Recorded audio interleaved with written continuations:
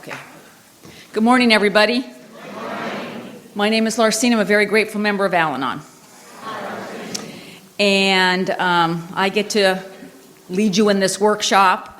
And so we're going to spend the first 15 minutes of the workshop letting you know why I'm not qualified to lead a workshop, okay? I just want to make that really perfectly clear.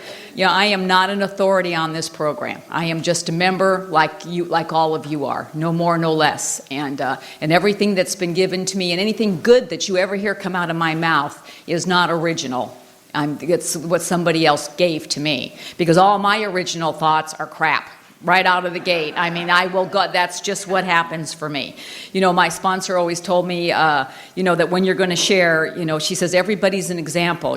Some are good and some are bad, but she says, but if you can't be a good example when you're talking from the podium, then be a very loud warning. Okay, so... So hopefully this morning I will be a good example, and I'll try not to be a loud warning, But this is always a difficult thing for me because, I make notes about things, about what we're going to, what I hope that I'm going to get to talk about with you this morning. But, I don't talk from notes, and what I wrote down last week or 2 weeks ago when I was thinking about doing this, maybe was a real spiritual aha at the moment, and now I'll look down it and go, what the frick was I thinking, because that's just, this is a one day at a time program, and we all grow at our own rate and pace, and, and I can feel so strongly about something one day, and then I'll go to a meeting and somebody will share a different, perspective of that same thing, and to me the beauty of the program is being able to change my minds about, things, and again, it's just the beauty of being here. What I have learned, I've been in Al-Anon for 28 years, and and the one thing that I have learned, every meeting I go to, that everybody is doing the very best that they can. No more, no less, that's the deal here. And I'm certainly going to try and do that with you. But I can only share my experience, strength, and hope. I can only share the things that have happened to me, and that I've been able to walk through with you, And again, what works for me may not work for you, Again, I'm not in charge of any of that. I'm just going to, like I say, share what I can share with you. When I talked with Teresa, and you can blame Teresa because I said, whoa, workshop, I don't know, and stuff like that. She's the one who talked me into it.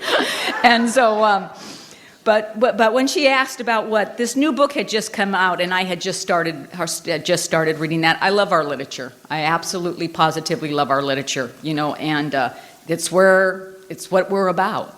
And the answers are in it, and choices has always been a big deal for me, because when I came in and I was new, I was just like, growing up in an alcoholic home, this was a life that was forced upon me, and then marrying an alcoholic, that was forced upon me, and and the family disease of alcoholism, to me, the one thing it doesn't want you to think you have is choices. Because when you don't have choices, there's nothing you can do about your situation. Then you are trapped and you are doomed to keep walking down that dark path and living that life. And I'm here to tell you that you do have choices. And I'm also here to tell you that they are not always easy choices. They are not. Some choices are really, really hard to make. They are really hard. Detaching from a child, that's using and abusing, getting a divorce, whatever. These are really, really hard things. And when I talk, a lot of times I get to talk at AA conferences mostly. And, and the deal for me with that is, being the Al-Anon speaker at an AA conference is kind of like being the corpse at an Irish wake. Nobody expects you to say much, but they can't have the party without you, kind of a thing. So, I'm usually the token person there, doing the deal. And a lot of times after I'm done, because obviously the audience has a lot of alcoholics in it, they'll come up to me and they'll say to me, well, my wife divorced me after she started going to Al-Anon, and again, the reputation that we kind of get behind some of that, again, what I know is lack of knowledge on their part, and I'll try and talk to them and tell them, what I really want to say is she didn't divorce you because she started going to Al-Anon, she divorced you because you're obviously a horse's patoot, and, maybe you're sober, but you're still whatever, and, but I don't say that, thank you, because it's a program of attraction. But what I try and let people know, and what I really believe here is, a lot of times I was, telling somebody last night, people will say that, like, Butch and I are this big success story because I'm an Al-Anon and he's an Alcoholics Anonymous, and our marriage survived alcoholism, or at least it has to this point, and because it is one day at a time. And, and I'm here to tell you that that does not define success to me in this program at all, because success for me is not that my marriage is good, or that I'm still married or that I'm still in the program. Success for me is the fact that, I strive to be a better person every day because of this program. And if you're here and you're not married anymore or whatever, or you have people that are still practicing no matter, despite the fact that you've been in the program, the deal is that it is about us. It is strictly about us and our choices.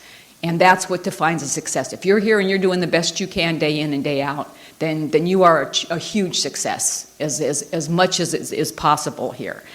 And I want to read the preface of this book, because I'm not going to go into the chapter things, because I know we're going to do those in the breakout sessions. But the thing that attracted me into this book was actually the preface. It says, there are no simple answers to the difficult and complex challenges of relationships affected by alcoholism. As Al-Anon members, we have a wide range of experience in dealing with every type of difficulty that results from our relationships with problem drinkers. Yet as we share our experience, strength, and hope in the mutually supportive environment of Al-Anon meetings, we often discover possibilities and positive choices. In applying the principles of the Al-Anon program to our own lives, many of us find an inner strength that has a positive effect on all our personal relationships. This book brings together a cross-section of the wisdom and insight that many of us uncover in Al-Anon as we search for understanding, integrity, harmony, and love in our relationships.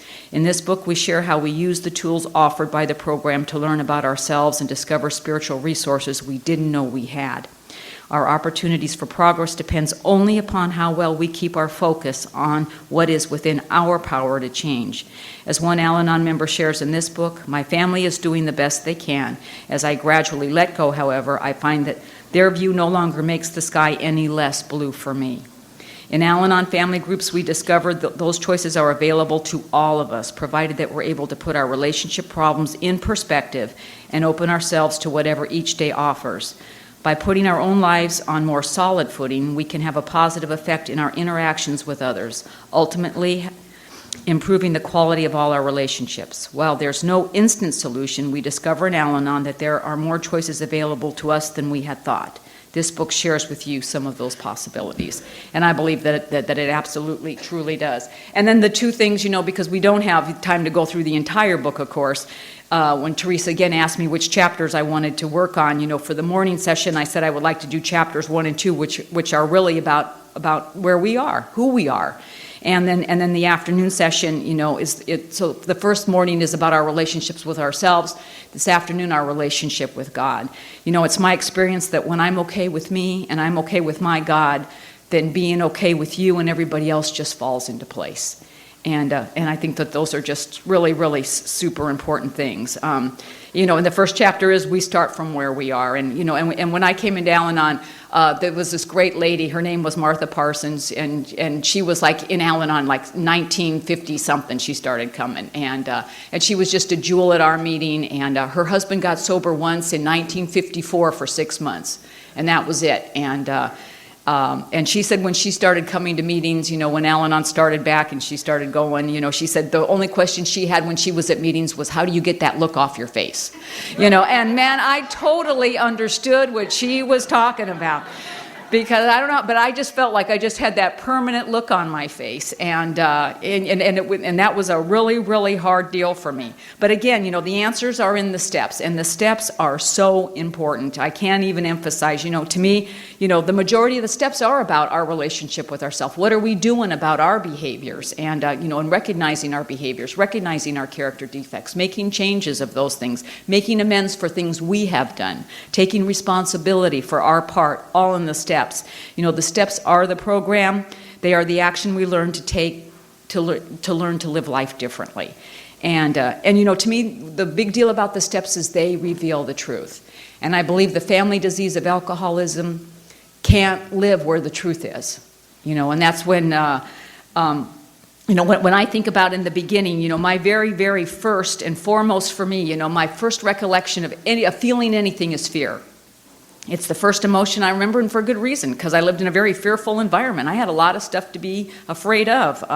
That's where the violence was in my home, and both physical and the verbal happened for me. And my first recollection of knowing that, right away, my very first memory of my family is there's something wrong. The very first thing. And I remember the very first time that I thought that there was something wrong with me and that I played a part in that. And we were changing duty stations. And while that was happening, my mom took us out to California to visit her family who lived out here. And I was maybe 7 years old or something like that. And we come into California and we stayed at my aunt and uncle's, and they live in Pacific Palisades, which is a really ritzy part, And they had this beautiful home with this beautiful pool. And my uncle was this really lovable guy. And it was my first time in another family situation where, everybody wasn't shaking in their boots all the time about what was going on. And then what I remember about that trip is landing in Chicago because that's where our next duty station was after we came home, and having a great time up until that plane landed. And I'm 7 years old and the plane lands, and I got this awful feeling in the pit of my stomach. And it's because I know my dad is waiting for us, and I don't want to go there. And I'm 7 years old, and I know there's something wrong with me because he's my dad, and I don't want to go there. And that's just where alcoholism just starts taking, as far as I can recall, its foothold on me, that there's something wrong with me, and again, just the absolute craziness. And that's where the character defects begin, the lying, the people-pleasing, the taking on other people's responsibilities, the overachieving, all that stuff is just what happened. And so, and the thing that I think when I think about, where we came from, there's like kind of 4 sections that I kind of want to cover, and I want you guys to think how that applies to you. And the first thing I think about is I think about the things that alcoholism took away from me, that I would like to get back in my life, the joy of life, and humor, forgiveness, all those things, and the things that alcoholism, the family disease, brought on to me. I'm a reactor. And again, I don't know, and that to me is a direct result of, part of who I am, but part of how the family disease of alcoholism affects me. I just, and I try not to be that way. I try and say, stay calm, but it's just like anything happens, like I say, I got to have a card, I got to know what to do. I can't have a void in my life. And I have to work really, really hard on that. An example of that is we have a motorhome, we go camping, we like to do that. And I enjoy camping. I love the beauty of camping. I don't like the work of camping necessarily. And I don't like some of the things associated with camping. I don't like the dirt. I don't like the bugs. I like the motorhome part, bathroom, toilet, up off the ground, that kind of stuff goes really, really good with me. But we were camping, and we were in we were in Utah at Zion National Park, and we've been hiking a lot, and and it was in the summertime, lots of bugs. I mean, it was like bug city. I am not a bug person. I don't mind snakes, I don't mind lizards, but bugs freak me out. And it had been a bug day, a long bug day. And now the evenings, we've had dinner, we're sitting around the campfire, roasting marshmallows, doing all that stuff, and all of a sudden I feel something cold slide down my neck. And I'm just like, that's it, I'm done. I'm screaming, yelling, ripping off my clothing. Other people are coming over from the campground, what's going on? And my husband, what is it? It's in my bra, and he reaches down in there and pulls out my earring.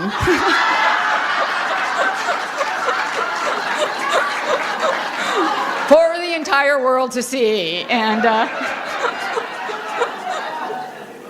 And again, it's not who I want to be all the time. And again, it's just in contempt prior to investigation, because like I say, my first thought's always a terrible thought. It's always, this is icky. This is, not what I want to have happen. And, and I'm a controller. There's absolutely no doubt about that. And I recognize that part. And again, how alcoholism affected me, because there's some illusion I have that if I can control everything that's going on, I can control the disease and make it be okay.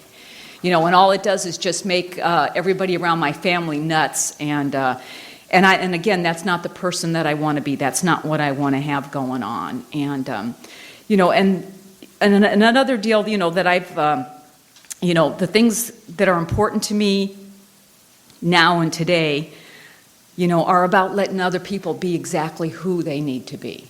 I want to love my kids exactly for who they are. I want to love my husband exactly for who he is. It's not my job to be the husband. It's my job to be the wife. And it's not my job to be the son. It's my job to be the mother. And so I really try and stay focused on what my portion of that job is. And, and again, the people-pleasing part of me that's always trying to make it be all right, that's always been a really, really difficult part for me too, and I spend a lot of time working on that, and a lot of time trying to not let that be such a big deal for me anymore. Because when I'm trying to people please you, I'm not letting you have the dignity of being who you are and feeling how you have to feel about stuff, and I'm always compensating because I'm a big, big compensator. If you don't know, then I'm just always. It's like. Like dating my husband was hard. It was hard because he couldn't remember my name, So, I know, so. But if you're going to date an alcoholic, you can't let a little thing like that stop you, I mean, that's just the tip of the iceberg. But and I know my name is different. It is weird, and my name it's Larcine. It's Larcine, and my dad named me that. And my dad, like I say, had a lot of issues with having girl children, did not like having girl children. And but because I was firstborn, my dad was very, very proud of his Scottish heritage. So he gave me this name, Larcine, which he told me was the name of a town in Scotland. So being born a girl was bad, but being firstborn, I got this very special dispensation to get this honored name. And after I was in Al-Anon for a while, and of course my dad is long gone, but I was, after I was in Al-Anon a while, I started looking, trying to look up my name. And this is before computers and Google and crap, and you actually had to go to the library. And I went to the library, and I went to, the book on Scotland, could find no Scotland, and so I went to the reference librarian and asked her to see if there was a place, Larcine, Scotland, and she called me the next day. She'd no, there's no Larcine, Scotland. And, so, one more time again, this is crap.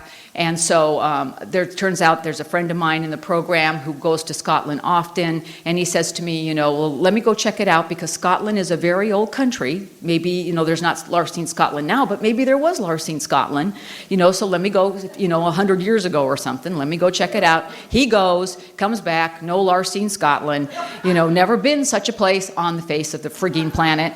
And so now I go, I go where I always go, one more time disappointment, one more time a big fat alcoholic lie, one more time Larcine, bogus crapola name, and stuff like that. And I'm running with it because that's what I like to do with the negative, how I'm affected by the family disease of alcoholism.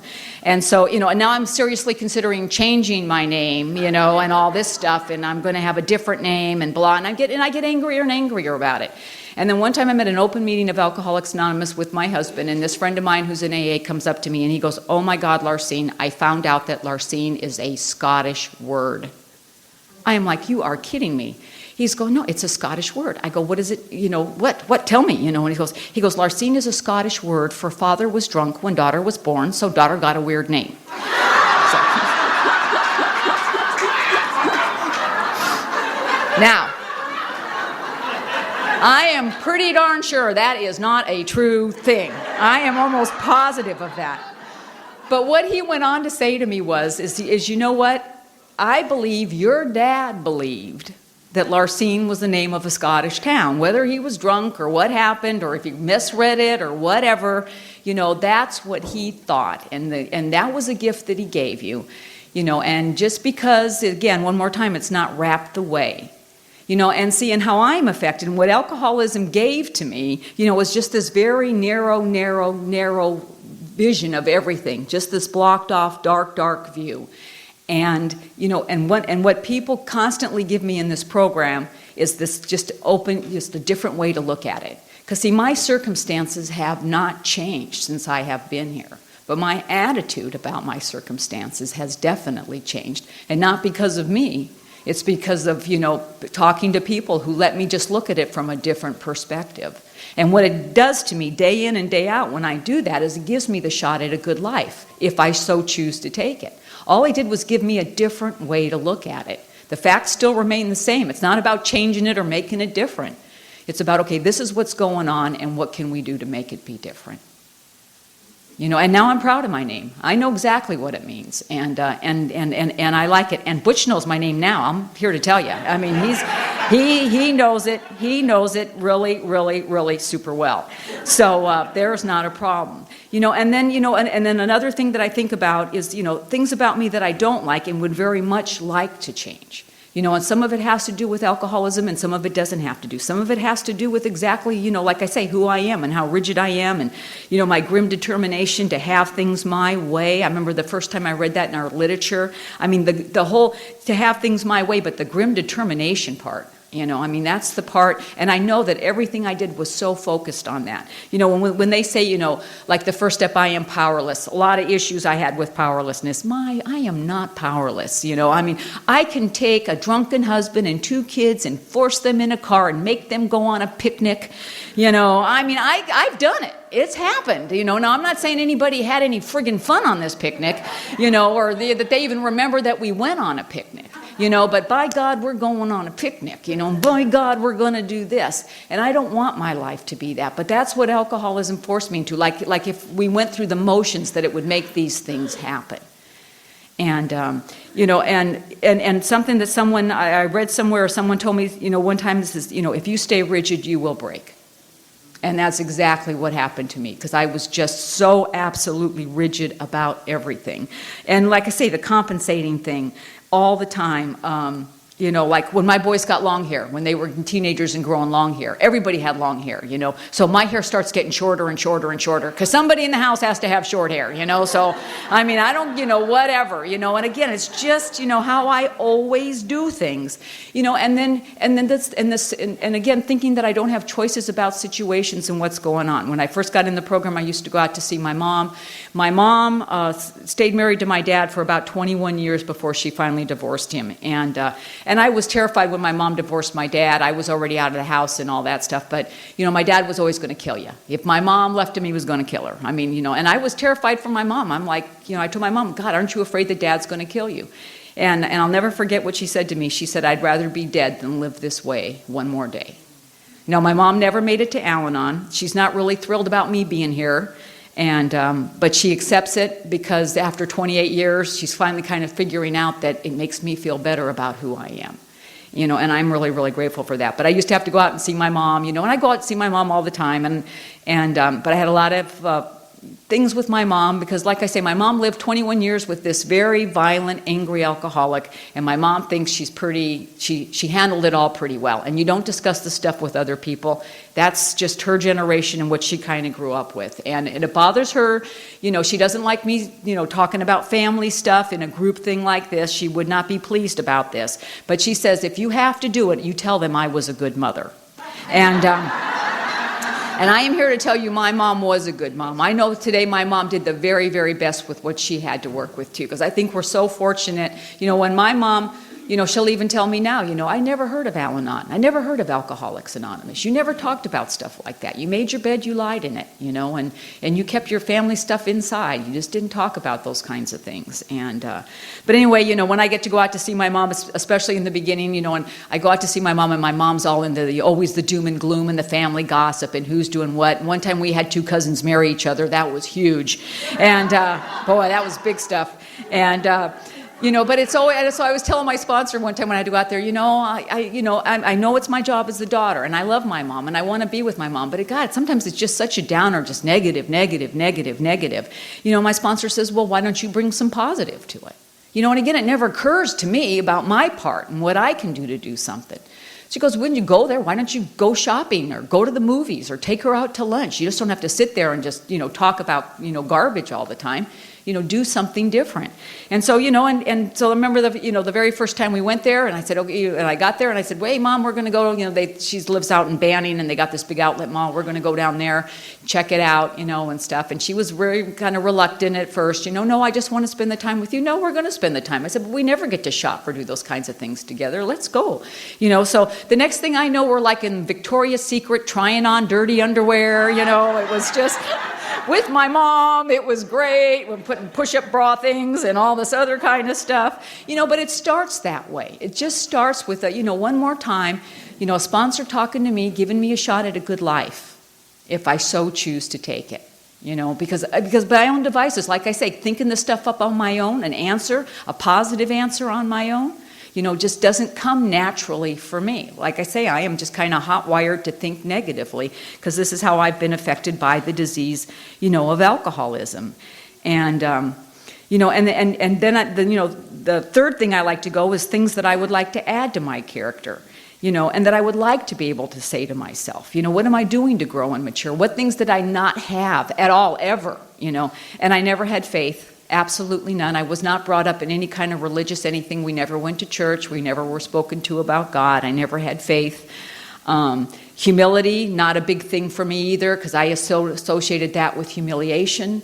And did not understand, what humility was about, and again, powerlessness, was not a gift that I had either, and you have your own things, I'm sure, that you want to, it's just, I think a natural process of being in here is, it was like the very first time I started feeling good about myself. It was such a foreign thing for me. The first time I heard myself laugh out loud by myself. I remember because we were going to a potluck, first big potluck thing I'm going to, and I had this lemon bar recipe, and I made everything from scratch, right down to the crust. No lemon bar Betty Crocker stuff. No, I'm going to impress the crap out of everybody at the potluck. So I got this recipe, and of course my crust, because I am not a baker, but my crust was like kind of raised above the lemon bar-y part, so some of that was kind of crispy. So I went around very carefully with a knife, and did all that good stuff. So it was just perfect. Brought it up to the sink, and the whole lemon dessert down the drain. I mean, everything just slid right out of the pan. And it was kind of almost sitting there whole in the sink, and I was trying to figure out how I could pick it up and get it back into the pan without anybody knowing it had been in my sink. And I heard myself for just laugh out loud at the ridiculousness. And it was just like, and I had to literally turn around to see where that sound came from. And the same thing being in meetings. The first time I laughed at a meeting, the first time it was, because to me, laughter is just such a precious, precious, precious gift. And I know there's serious stuff to deal with all the time. But to me, laughter is, we get scarred, and laughter is the healing. That's the healing stuff that heals all those scar tissues. And I am so, so, so grateful for the laughter. When one of the first meetings I used to go to in the beginning, we had this group, and it was in an Alano club. I don't know if you have Alano clubs in St. Louis. We have them in California. And of course, the AAs are always in the big room in the front, and we're always in the little crappy room in the back. And Steph, I started asking questions about that when I was going there for a while, because I am no nothing. I am sorry. I am sick all by myself. I need no flaming alcoholic to help me out. So anyway, but this meeting we were at, after we were there, one of the newcomers one time, she came in after I'd been in for a couple of years, and she goes, God, I like you guys, but the front always seems so much more fun, because of course the A's, and they're always laughing and carrying on. So then we made a pact in our meeting that every time that we heard the A's laugh, we would wait 60 seconds, and then we would all start laughing hysterically in our meeting. So they would wonder what was going on in ours. Because I hate the reputation that we get as Al-Anons, about being these mopey people and, blah, blah, blah. Nothing is further from the truth. Absolutely nothing is further from the truth. But how I'm affected by alcoholism is that I'm a second-class citizen. I'm supposed to be in this other room. I am just a part, I'm just, that's why I don't like those terms. And I understand, people use them, and I got no problem with that. But I don't like codependent, and I don't like, any of that kind of stuff. Because, then it takes the focus off of me. The focus is supposed to be on me, where I do have some power over my life. And then, what's happened for me over the course of the 28 years, and again, a thing my sponsor shared with me, and again, I can't emphasize enough about sponsorship. I mean, to me, there's these just terrific people that just take you through the deal. And it's really important for me to have a sponsor, because I'm really good at faking it. That's one thing alcoholism has taught me how to do, is just how to look like you're okay and talk like you're okay while you're dying on the inside. And stuff. And because I can take it to a sponsor, she knows that about me. And she knows when I don't know that I can't say I don't know. But she has a way of just bringing that out in me and helping me to do with it. And one thing that she taught me that is very, very important to me, is about, she said for every second in the program, that's 1 second I have to keep my mouth shut instead of react. And now I got 28 flaming seconds. It's a long time. I'm here to tell you it is a long time, but it is the biggest blessing in my life today. It's just that not having to react to anything that's going on. If I can just stop for 10, what you can do in 28 seconds? You can say a lot of prayers.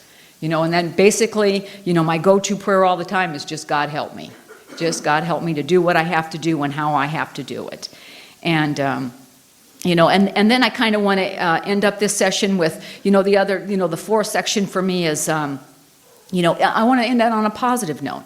And the one thing that we focus on our character defects. We focus on the things we want to change. We focus on the things we want to add. But it's just as important to remember about the things that you like about yourself. I think that's, again, one more time, I tend to forget about that. I was at a meeting one time and this gal was sharing, and she was one of those that always had the doom and gloom story all the time. And then she got up to share one time at a meeting, and we're all waiting for the doom and gloom story. And she said, my sponsor talked to me yesterday, and she told me to tell you all that I'm better than I think I am. And and that just really stuck. And every time I'm thinking I'm a piece of crap or whatever, or I'm stupid, or I am not worthy, or I have nothing to give or nothing to share, that's the deal, is that we are all better than we think, we are. And when you're thinking about the things that are good about you, I hope that you stay away from the usual Al-Anon, I'm loyal, I'm dependable, I'm reliable. There's a lot of things that are good about you. And you should also pick something about your physical, feature, your physical self that you like about yourself. Because I think we beat ourselves up a lot about that. I love in our literature where it says, how we weren't attractive enough, not smart enough. Again, these are really, the literature is so important because it really defines how we're thinking and what's going on. And the bottom line is there is something beautiful about all of us. And if you are totally stumped to come up with anybody, then I want you to turn to the person next to you and ask them, what is good about you? Because I'm sure they'll have an answer. I know your sponsor does. Those are just, and when you hang on to that positive reflection of yourself and see yourself the way that God sees you, because as my sponsor likes to say, God doesn't make junk. He doesn't make junk. And he made all of us. And again, how we're affected and what we're doing, is totally up to us. And that's really kind of all the good stuff I have from my notes. Again, I'm going to compensate for Leslie and keep us on time. So... But before we break out into the group, I want to read to you guys the page that really helps me stay focused on what's going on in my life. And it's coming up. It's my favorite page. I read it so many times I can't even tell you. I could probably absolutely repeat it by verbatim without the book, but I'm going to read it from the book to make sure I don't mess up a page. And it's in the One Day at a Time, and it's January the 21st. And it says, if I can see myself clearly and honestly in relation to my present circumstances, I will not become the victim of self-pity or resentment. If I do what I should, I will be at peace with myself. It is only when I compare my lot in life with that of others that the destructive emotion of self-pity is allowed to engulf me. It is only by taking offense at what others do that I will be afflicted with resentment. If I feel what I am doing is right, I will not be dependent on the admiration or applause of others. It is gratifying, but not essential to my contentment. I will learn to judge my own motives, to evaluate my own actions so that little by little I can bring them into line with my standards and ideals. Today's reminder, nothing has the power to hurt my feelings and stir up unwholesome emotions in me unless I allow it. I will do what is given me to do. I will do it as well as I can. That will be my inner security against which all outside battering will be powerless. Labor not as one who is wretched, nor yet as one who would be pitied or admired. Direct yourself to one thing only, to put yourself in motion and to check yourself at all times. So thank you for letting me share with you guys this morning.